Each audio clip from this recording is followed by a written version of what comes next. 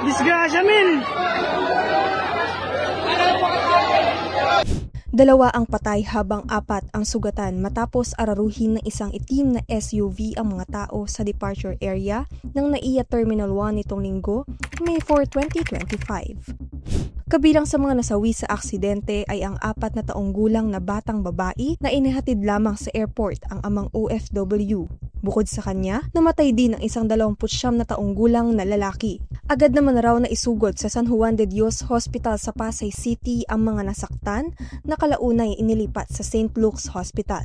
Sa isang CCTV footage, makikitang nakaparada ang itim na SUV sa tapat ng departure area ng NAIA Terminal 1 nang bigla itong humarurot papunta sa entrance ng airport. Base sa inisyal na investigasyon, tumama umano ang sasakyan sa outer railing at dumiretso sa walkway malapit sa entrance ng airport. Sa inilabas na pahayag ng New NAIA Infrastructure Corporation, nasa kustodiya na ng Philippine National Police ang driver ng SUV. Paliwanag naman ng driver, human error daw ang sanhi ng aksidente matapos niyang matapakan ang gas pedal imbis na ang brake, kaya dumiretso ang sasakyan sa entrance ng paliparan. Ikinalungkot naman ni Department of Transportation Secretary Vince Dizon ang trahedyang nangyari matapos nitong bumisita sa lugar ng aksidente nitong umaga.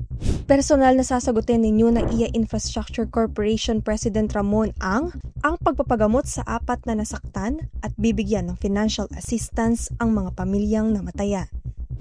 Agad namang sinuspinde ng Land and Transportation Office ang lisensya ng driver. Sinampahan na rin ito ng kasong reckless imprudence resulting in 2 counts of homicide, multiple injuries, and damage to property. Sasailalim din ito sa drug test at sobriety test. Patuloy daw nakikipag-ugnayan ang pamunuan ng New NAIA Infrastructure Corporation sa mga otoridad para malaman ang tunay na sanhi ng aksidente.